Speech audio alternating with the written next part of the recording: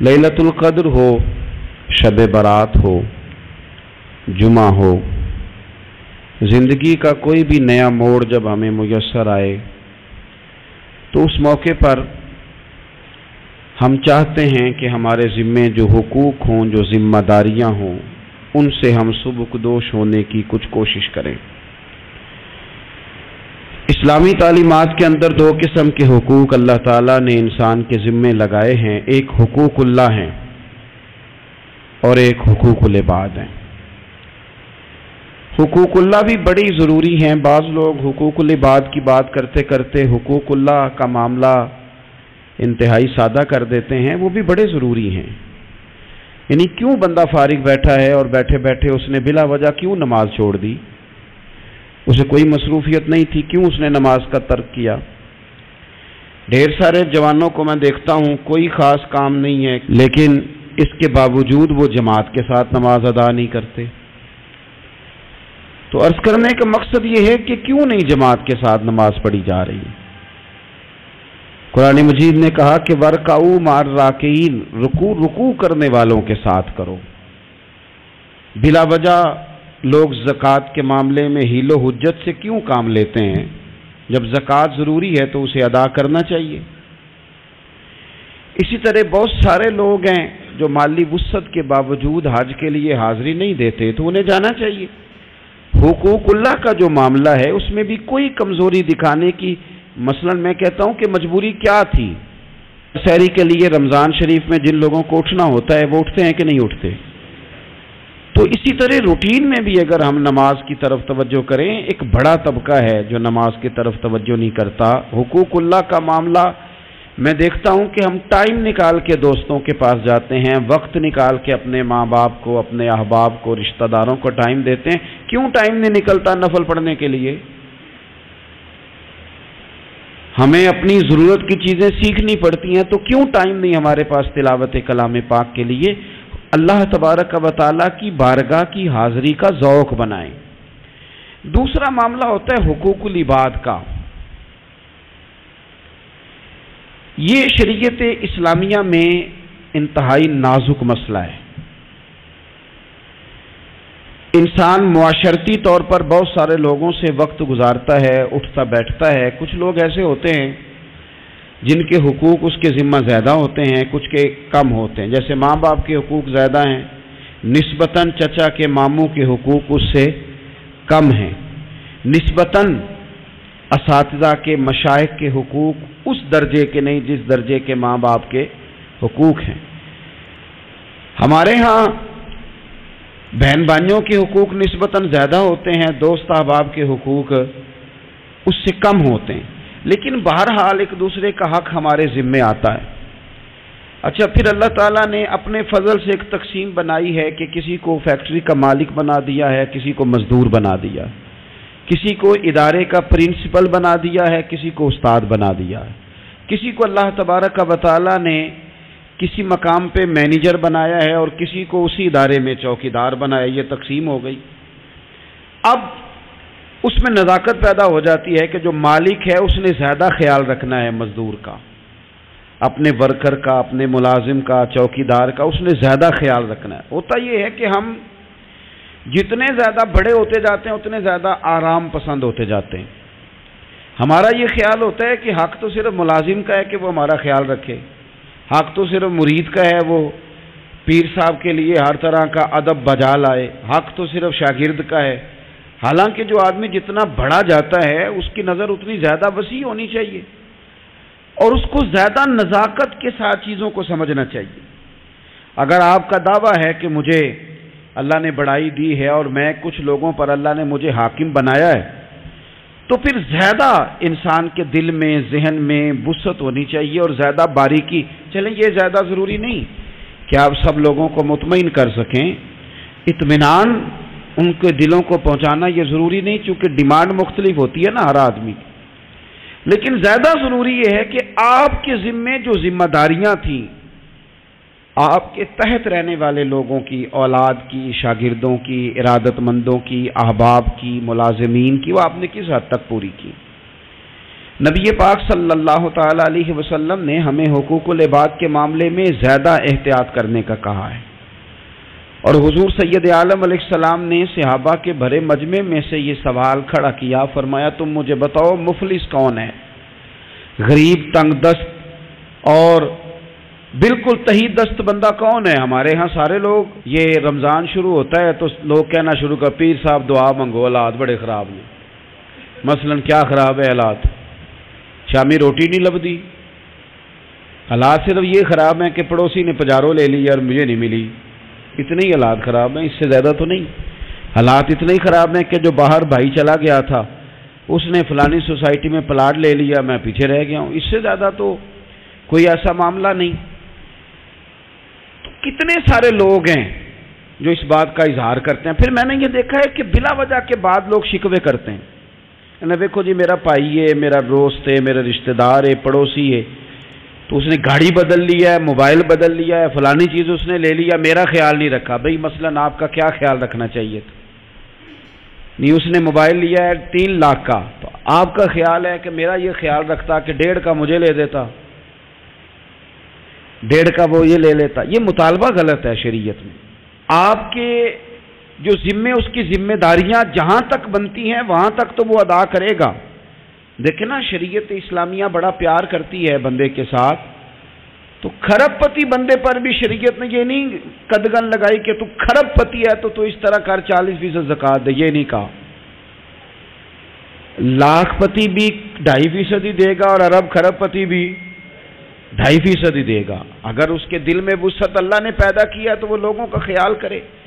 تو حقوق العباد کے معاملے میں بعض تو ہمارے مطالبات ہیں جو مطالبے سرے سے درست نہیں، سرے سے ٹھیک نہیں، لیکن جو بعض اوقات ہمارے وجود سے، لہجے سے، آنے جانے سے ٹھیس پہنچ جاتی، میں پرسنلی بعض چیزوں کو نوٹ کرتا ہوں اور مجھے ان کا بڑا خیال رہتا ہے۔ میں محسوس کرتا ہوں کہ نہ چاہتے ہوئے بھی ہمارے رویے سے بعض لوگوں کو تکلیف ہوتی ہے، نہ چاہتے ہوئے۔ تو حقوق العباد کے مسئلے میں ہم زیادہ کمزور ہو جاتے ہیں۔ آج یہ سوچنا ہے کہ وہ جو میری ذمہ داریاں ہیں، جو شریعت نے، دین نے، اسلام نے، اور کچھ میں نے خود کہیں شاگرد بن کر، کہیں ارادت مند بن کر، کسی جماعت کا ممبر بن کر، کسی مسجد کی ذمہ داری لے کر، کسی ویلفیئر کام کی ذمہ داری لے کر، کسی غریب کی ذمہ داری لے کر، کسی مزدور کی ذمہ داری لے کر، جو میں نے اپنے اوپر خود چیزیں ضروری قرار دے لی ہیں، میں ان میں کہاں تک کامیاب ہو سکا ہوں۔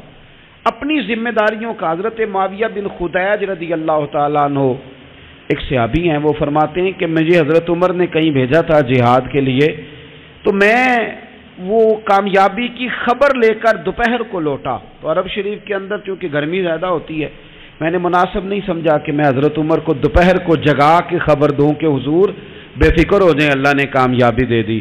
میں نے شام ہونے کا انتظار کیا، یہ ان کے اچھے اخلاق کی علامت، اعلیٰ ظرفی کی بات بتا رہے ہیں۔ کہتے میں نے شام ہونے کا انتظار کیا، مغرب کے وقت یا عصر کے وقت میری ملاقات ہوئی، تو میں نے حضرت عمر سے کہا کہ حضور الحمدللہ اللہ نے کامیابی دے دی، جس مہم پہ آپ نے بھیجا تھا وہ اللہ کے فضل سے اس مہم سے کامیابی ہو گئی۔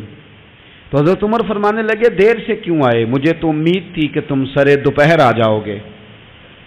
میں نے کہا حضور میں دوپہر کو ہی گیا تھا،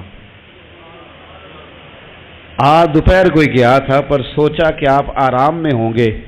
کیا جواب ہے، اور کیا اس جواب کے اندر بہت سارے لوگوں کی ترجمانی ہے۔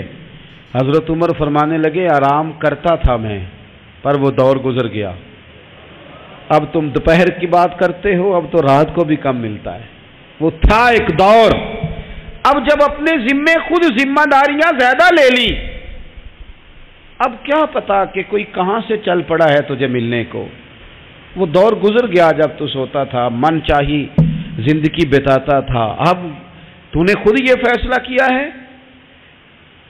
اب تو میں بھائی تم دوپہر کی بات کرتے ہو، میں تو رات کو بھی گشت کرتا ہوں کہ کوئی ضرورت مند تو نہیں، کوئی حاجت مند تو نہیں۔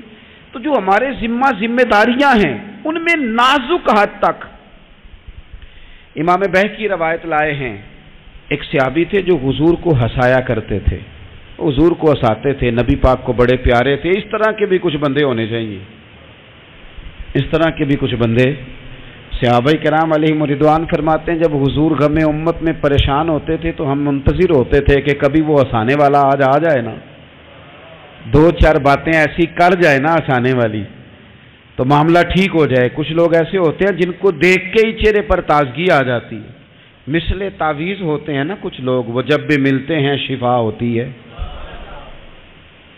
تو یہ حضور کے پاس بیٹھے ہوئے تھے اور ہنسانے والی گفتگو کر رہے تھے، تو نبی پاک بھی ان سے باتیں کرنے لگے، تو بات کرتے کرتے نا حضور نے انگلی ان کی طرف بڑھائی تو ان کے وجود کو انگلی لگ گئی۔ ایک تو وہ روایت ہے نا کہ صفیں سیدھی کراتے وقت حضور تیر کے ساتھ صفیں سیدھی کرا رہے تھے تو ایک صحابی کے پیٹ پہ لگ گیا، انگلی لگ گئی۔ عجیب دیوانے ہیں، کہنے لگے آپ نے مجھے تکلیف دی ہے، معاذ اللہ، انگلی چبھو دی، میں نے تو بدلہ لینا ہے۔ ہمارے ہاں مسئلہ یہ بن گیا ہے کہ کوئی بڑا آدمی بھی اپنے آپ کو قانون کے حوالے نہیں کرتا۔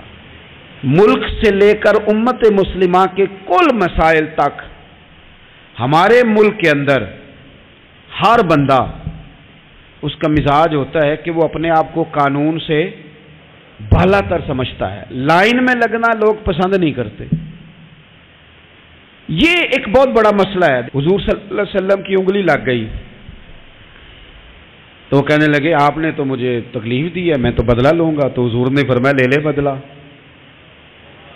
اپنے آپ کو قانون کے حوالے بڑا آدمی جب کرتا ہے تو قانون کی عزت بڑھتی ہے، قانون کا وقار بڑھتا ہے، سوسائٹی کے اندر پھر طاقتور قانون ہو جاتا ہے۔ لیکن جب غریب آدمی کے لیے قانون اور ہو اور امیر کے لیے قانون اور ہو تو اصل معاملہ تو قانون کی بالادستی کا ہے، آئین کی پاسداری کا ہے، اصولوں پہ کھڑے ہونے کا ہے۔ تو نبی پاک صلی اللہ تعالی علیہ وسلم سے کہا کہ میں، حضور نے فرمایا لے لو بدلہ۔ یہ حقوق العباد کی نزاکت عرض کر رہا ہوں، لے لو بدلہ۔ انہوں نے کہا جی پیٹ سے کپڑا ہٹائیے، تو حضور نے پیٹ سے کپڑا ہٹا دیا۔ تو بڑے دیوانے آدمی تھے، انہوں نے امت کو بتانا تھا کہ کچھ اس طرح کے رنگ بھی ہوتے ہیں محبت کرنے کے لیے، الٹی ہی چال چلتے ہیں دیوانگانے عشق، آنکھوں کو بند کرتے ہیں دیدار کے لیے۔ اس طرح بھی کبھی کبھی ہوتا ہے۔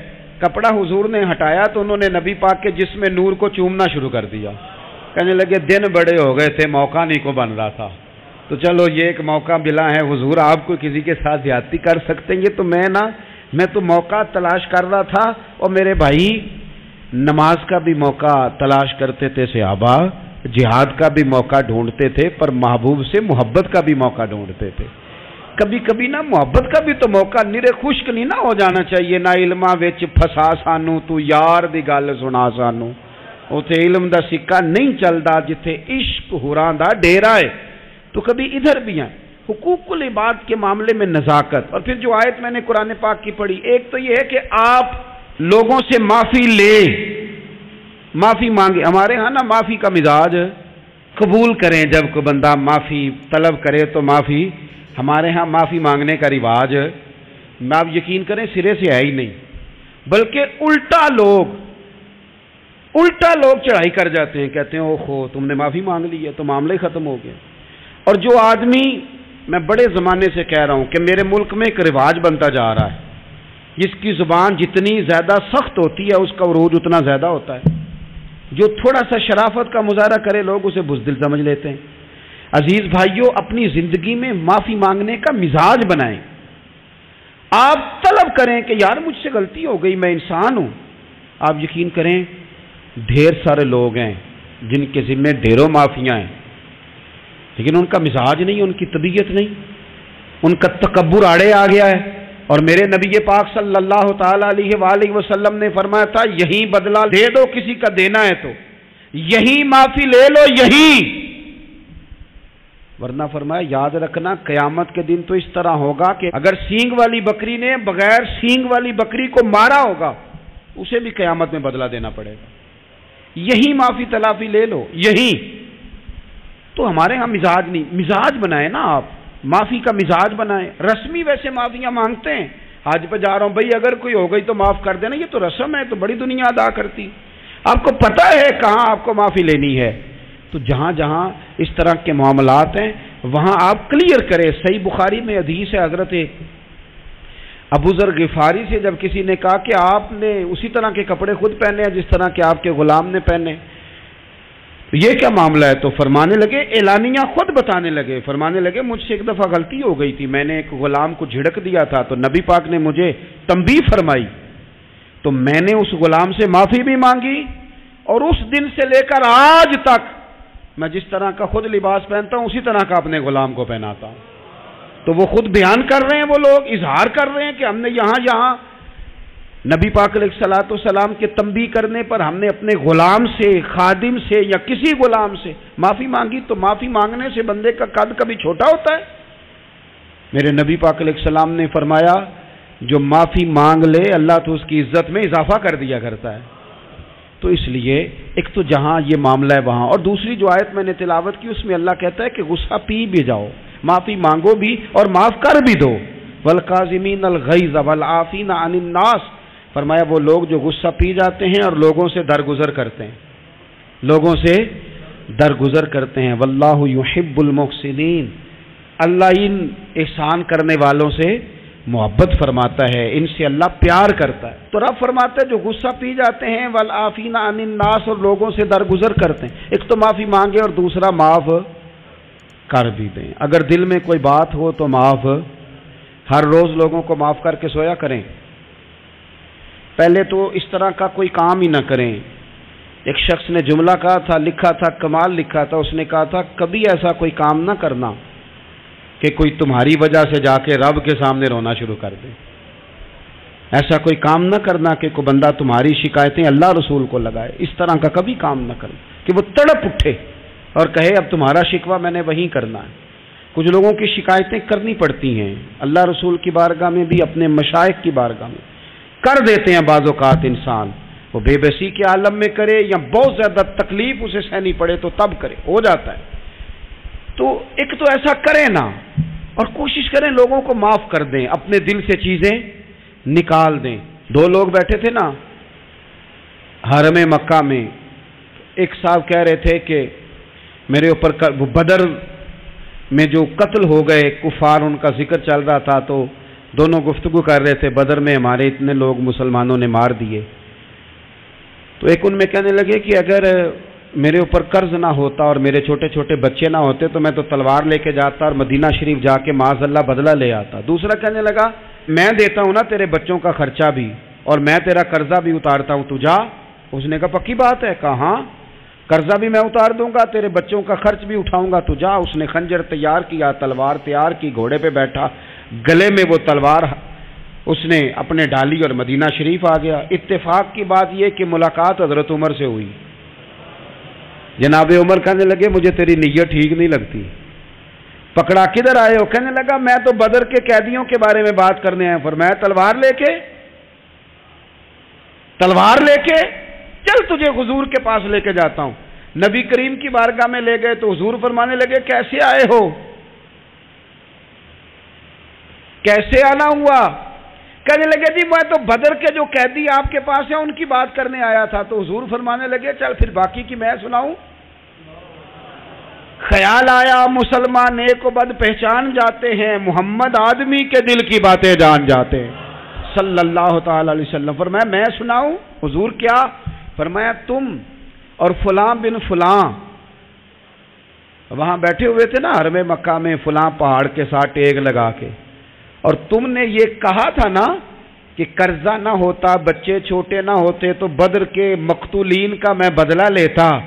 یہ سارا کچھ طے کر کے پھر آئے ہو تلوار لے کے، اور یہاں کہتے ہو میں قیدیوں کے بارے میں بات کرنے آیا تھا. اس کے تو پسینے چھوٹ گئے، وہ تو بے حال ہو گیا. اس نے کہا اس کا تو سوائے اس کے اور میرے کسی کو نہیں پتا، اور اگر آپ کو پتا چل گیا ہے تو پھر آپ اللہ کے سچے رسول ہیں.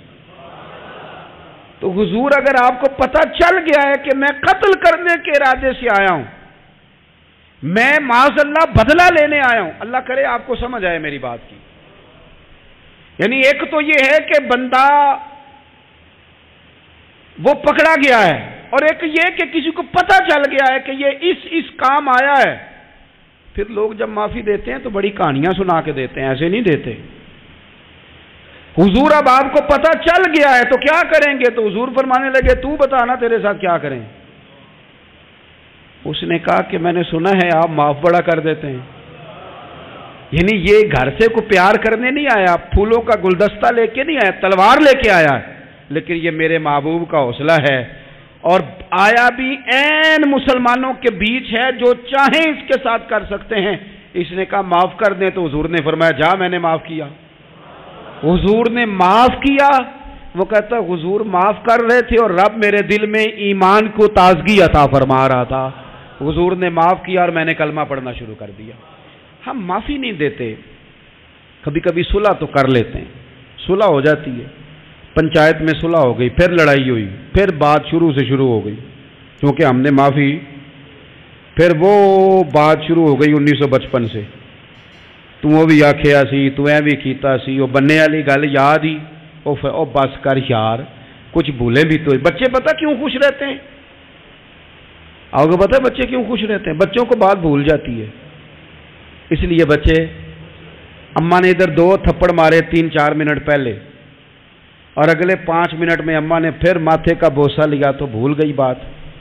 اللہ کرے کوئی تھوڑے تھوڑے بچے بھی بن جائیں، یہ جو بہتے سیانے ہیں نا، ان کا بھی اللہ ہی حافظ ہے، عقل زیادہ آ گئی ہے نا، اس لیے اقبال جیسے لوگوں نے کہا تھا خرد کی گتھیاں سلجھا چکا ہوں، یا رب مجھے صاحب جنوں کر دے، صاحب جنوں کر دے، صاحب اللہ کوئی تھوڑا سا مجھے مجنون بھی بنا، یہ زیادہ عقل تو کسی کام کی رہی نہیں، پاگل کر دی، پاگل کر دی۔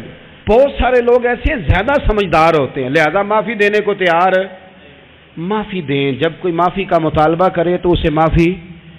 سب سے مشکل کام ہوتا ہے لمبی لسٹ والے دشمن کو معاف کرنا، لسٹ جس کی لمبی ہو نا غلطیوں کی، ایک آدھ غلطی تو معافی ہو جاتی ہے، کچھ لوگوں کی لسٹ بھی بڑے، کچھ عادی مجرم بھی ہوتے ہیں، لسٹ لمبی ہوتی ہے، ان کو معافی دینا بھی تھوڑا سا مشکل ہوتا ہے، لیکن کمال بھی یہ ہے کہ جس کی لسٹ لمبی ہو اسے یک جنبش قلم بندہ معاف کر دے، کو چھٹی ہو گئی جا تجھے معاف کیا۔ اور یہ ہمیں کیوں کرنا چاہیے کہ میرا رب بھی ایسے کرتا ہے، میرا رب بھی ایسے، وہ گنواتا تو نہیں نا، یہ بھی کیا، یہ بھی کیا، یہ بھی کیا۔ حضور فرماتے ہیں، ذرا سننا حدیث، حضور فرماتے ہیں کچھ لوگوں پہ اللہ کرم کی چادر ڈال کے نا قیامت والے دن، یہاں بھی اس نے پردہ رکھا تھا تو وہاں بھی کرم کی چادر ان پہ ڈلے گی، تو اللہ فرمائے گا یہ گناہ کیے تو چھوٹے چھوٹے گناہ اس کے گنوائے جائیں گے، یہ وقت اب وہ ڈرے گا، چونکہ پتہ تے سارا ہے نا سردار نو کیتیاں دا، اب وہ ڈرے گا،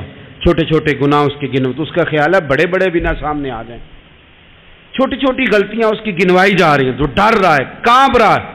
قربان جائیں نبی پاک کے لفظوں پہ، کچھ گلاں اجیاں نے قرآن پاک اجیاں نے، یہ نا میری دادی کہا کرتی تھی، میری اماں کہا کرتی تھی، اے کچھ کام اجائے نے، کچھ گلاں اجیاں نے کہ اتنے دل کردہ صفحہ بند ہو جانا ہے تو معافی ہو جانی، یعنی ختم ہے یہ بات، اس سے آگے کسی نے سوال پوچھنا ہی نہیں۔ چھوٹے چھوٹے گناہوں کا اللہ تذکرہ فرمائے، یہ کیا یہ کیا یہ کیا، یا اللہ ہو گیا، اب بندہ ڈر رہا ہے کہ بڑے بڑے بھی سامنے آ جائیں گے، لیکن چھوٹے گناہوں پہ ہی فل سٹاپ لگا کے نا، تو رب فرمائے گا یہ جو تیرے گناہ ہیں نا، اس کے بدلے تجھے نیکیاں دی جا رہی ہیں، تو نے سچی توبہ کی تھی تو ان گناہوں کو بدل کے نیکیاں بنایا جا رہی ہیں، پہلے ڈر رہا تھا، حضور فرماتے ہیں اب فٹافٹ بول پڑا، کہنے لگا یا اللہ میں نے تو بڑے بڑے بھی کیے ہیں، یعنی اگر چھوٹوں کی نیکیاں بن گئی ہے تو وہ پاپ کدھر ہیں بڑے بڑے، وہ میرے کدھر ہیں۔ کریم یہ بات کر رہے ہیں اور صحابہ رو رہے ہیں، میں نے تو بڑے بڑے بھی کیے ہیں، بڑے بڑے کدھر ہیں۔ اللہ تعالیٰ بندوں کو معاف فرماتا ہے، رب اپنے بندوں کو وہ معاف کرتا ہے۔ اگر اللہ معاف نہ کرے تو جتنے جرم ہمارے رب کو ہمارا پتہ ہے، بتاؤ سویرے روٹی ملے، سانس ملے، شعور قائم رہے، جب مالک اتنا معاف کرتا ہے تو ہم اس کے بندوں کو کیوں نہیں معاف کرتے؟ کر دیں معاف۔ پکے لوگ کھڑے تھے، پکے دشمن کھڑے تھے فتح مکہ کے دن حضور کے سامنے، اور کچھ لوگ ایسے ہوتے ہیں جن سے امید نہیں ہوتی، اپنے ہوتے ہیں کہ یہ والا جملہ، اور بندہ کہتا ہے یار تجھے تو نہیں نہ کہنا چاہیے تھا، کوئی اور کہتا مجھے. کہتے ہیں یہ نہ سمجھیں کہ لوگ کہتے نہیں، کہنے والے. یہ بات ہی آپ چھوڑ دیں کہ کوئی آپ کو کچھ کہے گا نہیں، یہ چھوڑ دیں. مخلوق تو اس طرح کی بات ڈھونڈ کے لاتی ہے کہ انسان پریشان ہو جاتا ہے کہ یار میں یہ کر سکتا تھا، میں نے کیا نہیں، اور جو میں نے کیا نہیں وہ تو نے میرے کھاتے ڈال دیا ہے. ایسے لوگ سامنے کھڑے ہو گئے فتح مکہ کے دن کہ جن کے چہروں سے ان کی زیادتیاں عیاں ہو رہی، ان کے ظلم چھلک رہے تھے چہروں سے. حضور کے سامنے کھڑے ہیں، کانٹے بچھانے والے بھی، روڑے مارنے والے بھی، گلے میں رسیاں ڈال سارے کھڑے ہیں. حضور نے فرمایا بتاؤ تمہارے ساتھ کیا سلوک کروں. انہوں نے کہا آپ کریم ہیں. تو حضور نے پتہ کیا کہا؟ قرآن پاک میں ایک سورہ یوسف ہے. کچھ لوگوں کو لفظ قصہ بھی بڑا برا لگتا ہے، تو اللہ فرماتے ہیں نحن نقص علیک احسن القصص. محبوب ہم آپ کو ایک سونا قصہ سنانے لگے ہیں. اس کو اللہ نے قصہ کہا، سونا قصہ، سورہ یوسف کو. تو سورہ یوسف کیا ہے بھلا؟ ذرا انداز دیکھیے سورہ یوسف کا. پہلے حضرت یوسف لاڈلے ہیں باپ کے، لاڈلے. پھر اسی جناب یوسف کے منہ پہ تماچے ہیں. پھر وہی جناب یوسف کنویں میں ہیں. پھر کنویں سے بچ گئے. کنویں میں گرا بھی بندہ کبھی بچتا ہے. بچ گئے، اللہ کی شان ہو تو بچ جاتا ہے. بچ گئے، فرماتے ہیں میں نے سمجھا بچ گیا ہوں. جب بچ گیا تو بڑی تکلیف ہوئی. بھائیوں نے کہا ہمارا غلام ہے، ہم نے بیچنا ہے. سگے بھائیوں نے بیچا، جو باپ کی طرف سے سگے تھے بیچا. فرماتے ہیں میں بکا. اب بڑا پریشان تھا کہ یار کبھی آپ غور کریں نا، کسی کا ریٹ لگ جائے. فرماتے ہیں اب بڑا پریشان تھا، اور جب میں مصر میں گیا تو میں کونے میں کھڑا ہوں اور لوگ مجھے خرید رہے ہیں.